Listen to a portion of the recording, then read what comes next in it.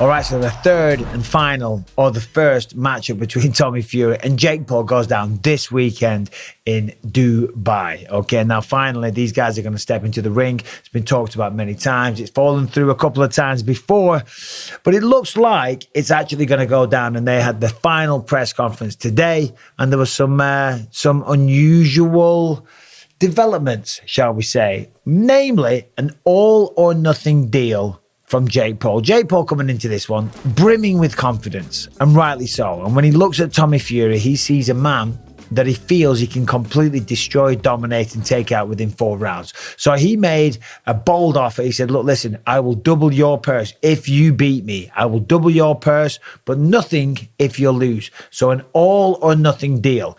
Now, Tommy Fury hesitated to take that deal. And I understand that. I do, because even though you're confident, you know, who knows what's going to happen? The judges might get it wrong or whatever. I'm not making excuses before the fight even happens. But, you know, sometimes the best guy doesn't always win, or the rightful winner doesn't always win. It's just the way it goes sometimes. So he was hesitant. And I get that. But then, I think it was his old man stepped in and said, look, you've got a deal. So Jake Paul made him the all or nothing deal. And he actually turned around. Jake Paul said, sitting on the end of the day, says, hey, Tommy, do you think this is going to be an easy fight? And this is how Tommy Fury responded. He said, I can't see you. Look me in the eyes. You are getting put to sleep inside 4 rounds. Let me tell you, I'm not an old man here. I'm a fresh, younger fighter. I'm going to put you away. This is bad for you. You shouldn't have stopped making easy money fighting celebrities, old men. I'm coming to take your head off. So essentially, it's an all or nothing deal. Double the money for Tommy Fury if he wins, and nothing, absolutely nothing if he loses. So, of course, extra pressure there. But to be honest, it is nothing compared to the pressure of his father, John Fury, his brother, Tyson Fury. He's carrying the Fury name, you know. Rightly or wrongly, it is a representative of his brother and his father. And Jake Paul still isn't getting the respect from the boxing community because he's yet to fight a boxer. And that has always been my thing about Jake Paul. Fair play to him. I commend anybody going out there trying to make some money. But when you're a boxer and you're talking about fighting Canelo Alvarez and you're yet to fight an actual boxer, that's a bit of an issue. Now, sure enough, the fight was matched up 2 times before, and whoever's fault it was, maybe it wasn't Jake's fault. The fight never went ahead, but this time it is going to go ahead, and I'm going to give you a prediction. Now, Tommy accepted that fight, and he said, listen, you shouldn't be taking fights with old men, with celebrities, talking about MMA fighters, basketballers, Nate Robinson, Ben Askren, a wrestler, Tyron Woodley, legend in his day, but over the hill, and Anderson Silva, God bless him, love Anderson, total legend of the game. But the man's almost 50 years old, okay? And it did go to a decision, went the distance, and Jake won, and rightly so. And I was surprised. I was very, very surprised at that. And I shouldn't have been in hindsight, because Jake's a young man. He's in his prime. He's a big fella. And he's actually really, you know, pushing himself to the limit. He's trying to get better at boxing, and he's improving all the time. Now, when you hit pads, he looks phenomenal. He looks fast. He looks sharp. In and out movement, great footwork, great balance. But in the ring, it's a little bit different. There's not much output. Let's remember that second fight with Tyron Woodley. Wow. What a snooze fest. There wasn't much happening. And you could call that respect for both men.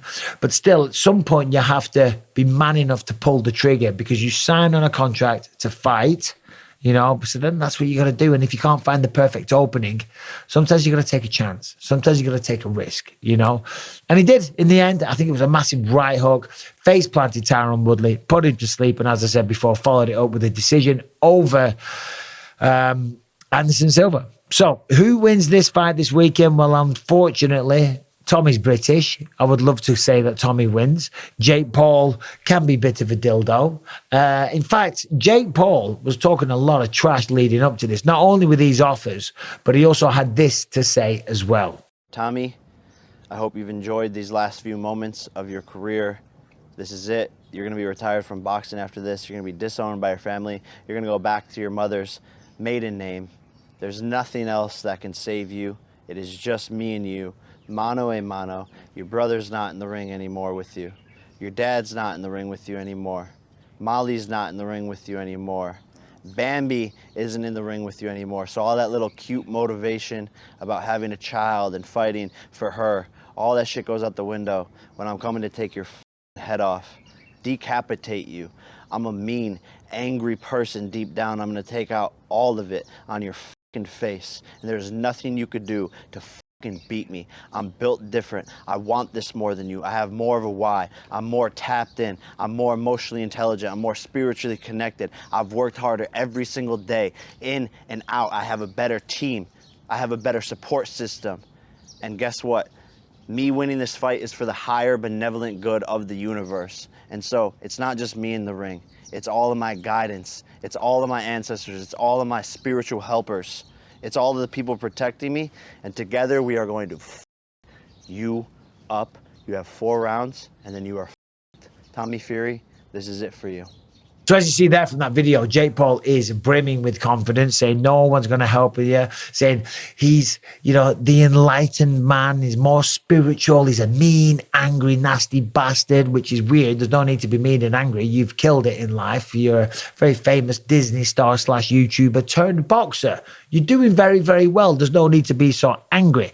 But sometimes fighting with emotion can be good. Sometimes fighting with too much emotion, in my experience, can be very, very bad. So who wins this fight? Well, prior to Tommy Fury boxing Anthony Pretty Boy Taylor, I would have said that Tommy would have won this, because when he had fights against lesser competition, when he was starting his career, which is fine, fighting journeyman boxers, because that's what you do at the start of your career. You should be fighting those types of guys. And Tommy Fury looked sensational. I covered the first Woodley fight with Jake Paul for BT Sports, so I did some research. Did you do your research? All I'm wishing is that we had a mute button. I watched a few fights of Tommy's and I was very, very impressed. But when he fought Pretty Boy Taylor on the Woodley Jake Paul 1 card, I wasn't impressed. It wasn't a good performance. He looked a little sluggish. He looked a little sloppy. He looked a little off balance.